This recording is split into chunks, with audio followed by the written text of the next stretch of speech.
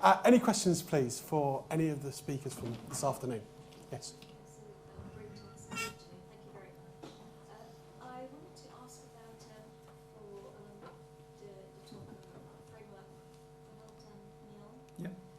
And with the piece of we're supposed to be doing a lot more compassionate investigations and Mobley and culture do a lot more discussions after an event and to sort things out, prevent things becoming serious and you did this sort of things. But where does your sort of framework fit into all this development work that's going on? Because for somebody like me who's been in the health service for a very long time, we go round and round in circles and if something gets me 10 years later, and you've forgotten, was that ever evaluated or not? So we've got PSIV now, we've got all these different ideas and stuff, but it's still very much, people will still say blame, there's no blame, or, we're going to discuss this, but the culture doesn't always change, isn't it? And I think it's a little different in aviation. There is, planes, but there's so much, richness and variation in healthcare that don't talk to each other, and then we have a top-down approach, NHS England, that where, typically that personalised care, where 10 years ago it came about, nobody knows about it, where has it been evaluated, and so, if people don't know, what was the point of it, isn't it? And so it'd be interesting to know what you think about where your framework fits into NHS services, as you quite rightly, alluded to in your talk. I think the most important word you said was culture. My culture is different. I think part of the difference in the culture is we get down to brass tacks. If you kill a patient tomorrow, you move on to the next one. If I crash a plane tomorrow, I'm done. So I have skin in the game, which changes your viewpoint a bit. The framework bit, you can look at it from two angles. There's the framework from a management point of view. Our framework is, first of all, accept that error is normal. Second part then, the systems approach. Find out what went wrong, not who went wrong. And then thirdly, as I showed, say the actual operating philosophy then on the ground for the day-to-day work, the CRM type stuff. So that's like the overall framework. For the actual on-the-ground framework, say if we, say, give an example, I'm flying across the Atlantic now tomorrow, and halfway across, I get a red flashing light and an alarm goes off which says my engine's on fire. So your first reaction is obviously you're not expecting that, so you go into a startle reflex, and then if you read the chimp paradox, basically the chimp takes over, you go back to your sort of primitive brain and you end up doing something stupid. The idea of our framework is that, say, Airbus have a version of it now where it's called the Airbus Golden Rules. So what happened in the Air France disaster is that they had an emergency like that and the guys panicked and they made a complete mess of it and they ended up crashing the plane. So the Airbus Golden Rules have come in since that. So the rules now is unless you're close to the ground and imminently about to crash, the first thing you do is you sit in your hands and don't touch anything. Then you have a look then, is the plane actually physically flying? So is it straight and level, or is it 30 degrees nose up, or 70 degrees at an angle, like I showed there? Then it's not going to fly. So first you have to correct that. So check, is it flying? Check what automatics you have. Do you still have your autopilot? Do you still have your auto thrust?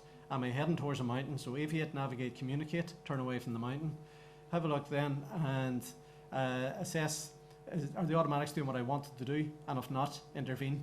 So all that's going to take about 10 or 12 seconds. That's made you actually stop and think. So it's re-engaged your sort of frontal cortex, and it's actually got you past the startle reflex. Now you're in a position to actually go and say, right, so now what's actually happened?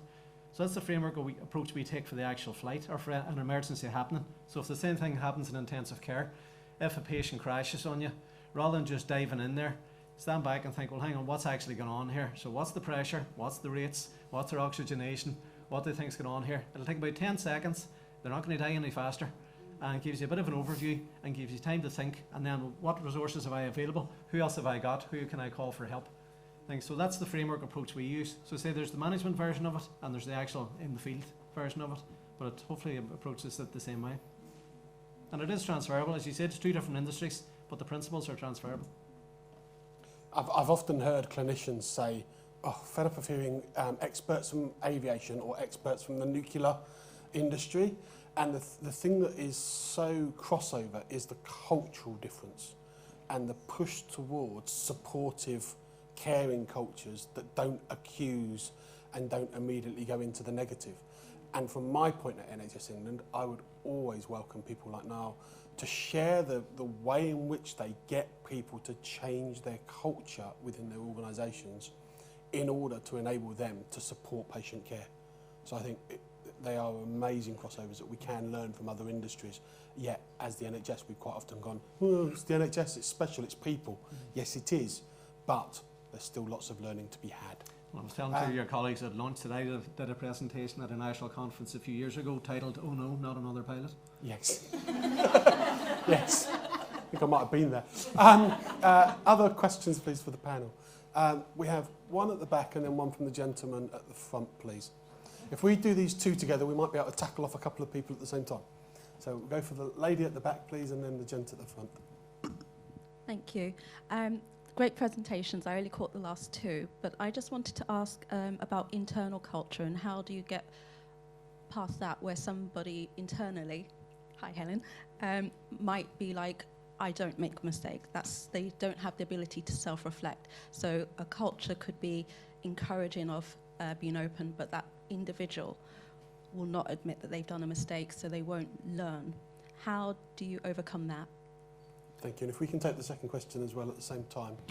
Thank you. Gent just at the front here, please. Thank you. Yeah, basically, what would the panel put forward as the most important ways to change culture? Thank you. That's nice and simple. Keep it simple. I like that one. So, those two, please. Who would like to take the first? Go on, volunteers. I love it when people volunteer to take things. Okay. Did you really squeeze them that hard? Niall, go for it. Well, again, the culture in aviation, we've been doing this since, it's basically human factors come in, well, back in the 40s, but this type of stuff basically came in after the Tenerife disaster. The figures you saw peaked in 1977. Tenerife happened in 1977. And for the last 20 years, I've been asking on various sort of platforms, when's healthcare's Tenerife disaster? Hopefully it'll be the Lucy Lepley case, that things will finally change after that. Because we've breezed through the Bristol babies, we've breezed through Mid-Staffordshire, we've breezed through Morgan Bay, nothing's changed. Hopefully this one will change. Now, the bad news is it takes about a generation to change. A lot of our pilots never changed. A lot of the guys I started flying with 20 odd years ago, a lot of them were ex-Air Force and Air Corps and stuff like that. They used to fly in single-seater fighter jets. They didn't take well to fly in 330s across the Atlantic. They still thought they were God, the way that a lot of consultant surgeons do. And we eventually had to just throw up our hands and wait for them to retire. And the same thing in healthcare, I think, is going to happen as well. I've been doing this for about 12 years now. I've made minimal progress for about 10 years, and in the last year, it's only finally starting to get a bit of traction at all. We're going to have to wait for a lot of senior surgeons and stuff to retire because they're not going to change, and you're not going to change their culture. So I think what we need to do is get in at the start. Queen's Medical School brought me in to talk to a small group of their medical students about 6 years ago. The feedback was off the scale, so I never got invited back. I've never spoken to them since. But why not? That's where it needs to start. Start with guys like that. There's a lot of guys I did speak to about 8 or 10 years ago who are now consultants. They're now bringing it into their departments. We had our 30-year reunion in Trinity 2 weeks ago. A lot of my classmates are now heads of department, national leads and stuff. They were actually starting to buy into some of this stuff. It's taken a generation, and there's no easy answers. In theory, you'd like to think it's evidence-based practice. I've been showing evidence for 10 years and I've been laughed off the stage most of the times. The NHS claims there's 11,000 deaths per year from adverse events. Well, if you work out their own numbers, my numbers came to 120,000, and I'm still trying to find someone who contradict me. So until we get our head out of the sand and actually start dealing with it and start admitting that we make mistakes and that's no big deal. I say the most important slide I showed is error is nothing to be ashamed of. And that's why the title of the book was Oops, Why Things Go Wrong. It's not that we can actually address error by making it stop. We have to learn to manage error. It's all about error management. It's going to keep happening, but we can stop it actually killing the patient. Same way as I make mistakes every day at work, but I've got a procedure in place that stops me crashing the plane.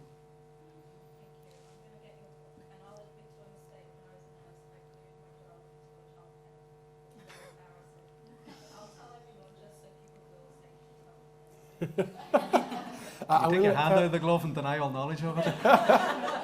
I'm going to let Caroline answer as well on that one, but just before she does, prepare thyselves. I'm going to go down the line of all four of you and ask you for your one thing that you would ask people to do differently to change culture in a moment. So Caroline first. So when it comes to clinical error and personal error, I'm totally on board with the pilot. You know, simulation training, being open and honest to the fact that you made an error, and then working out your safety nets, the safety to culture, etc., etc. I think there are other layers in the NHS that we don't always address.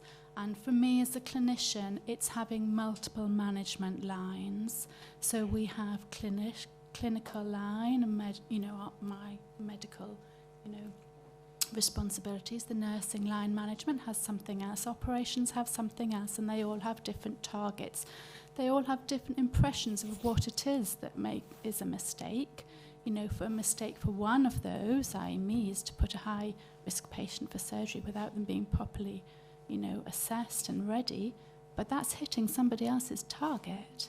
So we haven't actually agreed the targets and what we need to do between us. And I think that may be the elephant in the room here. I think we need to work together and use the same language. And the other thing that I think is really important, we need the public on board. This needs to be in a book. This needs to be open and honest in society. Society needs to help us drive this. I was going to say, I unfortunately think the elephant may get bigger before it gets smaller, and the reason for that is most of you know NHS England's going through a lot of change. Yeah, it was recently announced that the directorate that I currently work for was going completely, so strategy and transformation's gone. But the directorate to which we will be moved will be primary, community and personalised care as a single directorate. But that directorate will be responsible to both the medical directorate and the nursing directorate. So the confusion that is still going to happen because we're not structuring things correctly. We haven't even spoken about primary care and public health here. Exactly. Yeah. Okay, so the big question that we'll go to before we come to another is, what is the one thing you would offer as a possible change to improve culture in the NHS? Okay, I know it's only meant to be one, but I talk a lot, sorry. Niall, you've totally converted me. I now like pilots, and I can kind of learn something from aviation. So thank you very much. I was one of those people who were like, oh, we can't compare aviation with healthcare because I worked in resus and I thought it was really complex. But I think the most important thing in addressing this is actually being human, making those mistakes, looking at your HCAs or your surgeons or your consultants and saying, well, actually, I don't really understand this. I think I developed as a healthcare professional, even though I'm so clumsy, I don't know how I did that job. It was because of the support, and I was allowed to make those mistakes because I had seniors and juniors saying, I've got your back, it's okay. So with that, I think we need to have trust. You need to trust your colleagues. The NHS strategy talks about psychological safety. I've got a degree in psychology and I still don't understand what psychological safety is. Excuse me, sorry. Simple things like trust, being human, being yourself. I think that's pertinent for having a safe culture. Thank you. Perfect. And as we go down. Yeah, I mean, I think basically I will echo what's been said, but I mean, I said this in my talk. I think it's just a shift really from assuming that you are objective to assuming that you have biases, and that could be sexism, but that could be racism, all of these kind of judgments that we carry around with us. And we're talking about society and the importance of getting the public on board. And I think in my research, speaking to researchers and scientists and medical professionals, I just hear so much the pressure that they feel too to assert a certain kind of professionalism that is objective and authoritative. And that's what patients and the public need and want from their experts. But it's not. I think patients just want to know what you know, but also what you don't know. That's how you win their trust. So yeah, I think being honest about mistakes, being honest about what you know and what you don't know. Caroline, from you, one thing that you would do to improve the NHS's culture? I'm going to go down the kindness because you've got to look after your teams. They're the ones delivering healthcare. They've got all the solutions. They know what they're doing. They know what's right. They know what's wrong. And if somebody is saying something early, you've got to be able to listen and actually flexibly change little things that you can change, and not just keep it happening, but change and Thank be you. kind. Niall, from an outsider's perspective, what would you say to the NHS? What would be the top thing you'd want to change in their culture? I think a lot of us are saying basically the same thing, but basically I'd narrow it down to, again, what I said earlier, error's nothing to be ashamed of.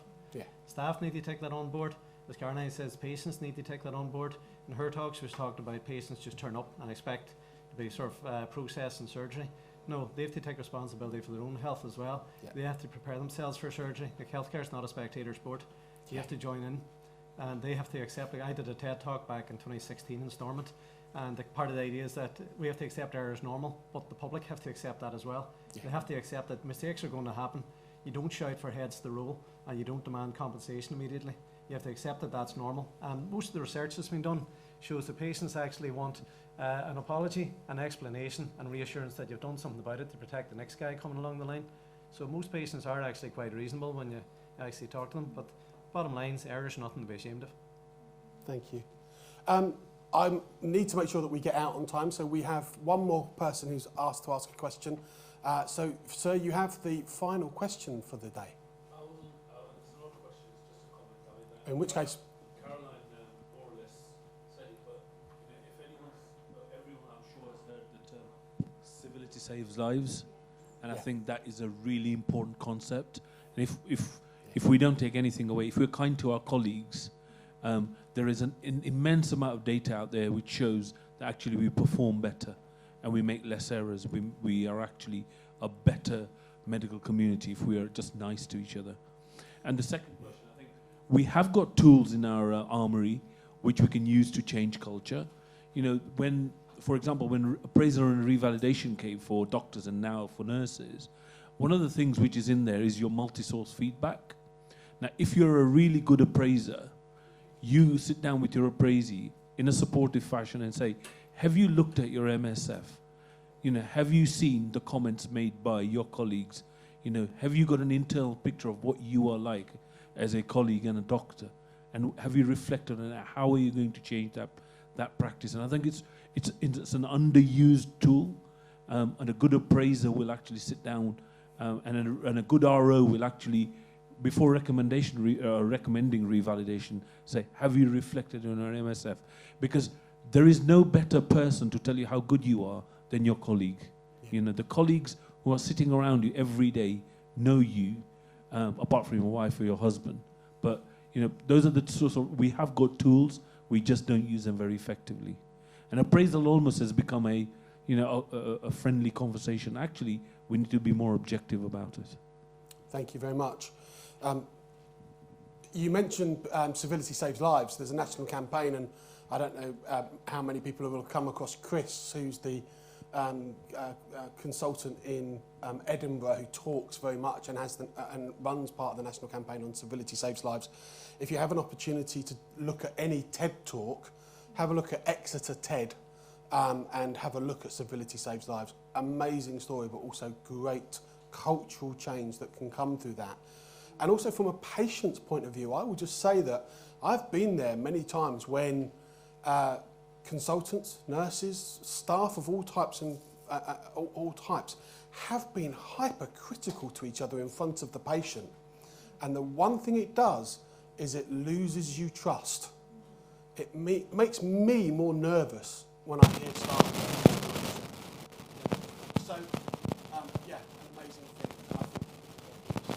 Could you please all say a thank you to our speakers for this afternoon? We are very, very nearly there, and I will not keep you more than necessary. But there is one word that I think we fail to use in the NHS as much as it should be used. And I will say this word both in my professional capacity as a manager at NHS England, and I will say this word in my capacity as a patient who has received both the best care possible and sometimes not so good care, but I'll say it regardless. To you, for everything you do, thank you. You are amazing people. You care for the people that you are at work to care for, and you don't get told enough that you are good, kind people. So thank you for everything you do. It leaves me really with just official things to do. The first is you will all get the presentation slides from the day. The second is to say a massive thank you to the primary sponsor, who was Smith & Nephew. And as I said earlier, their sponsorship has enabled staff to come along to this event and to others on bursary, which I find amazing. So thank you to them for sponsoring the event. And also the final thank you, and I wouldn't mind if you would give them a round of applause as well, because they never get enough praise. It's the organising team and the team at GovConnect. So to the GovConnect team, thank you for inviting me. Thank you for inviting our speakers. And with that, can you believe you've got 2 minutes early to go and use facilities, make your way to your train and say something to each other. Thank you very much. You've been wonderful.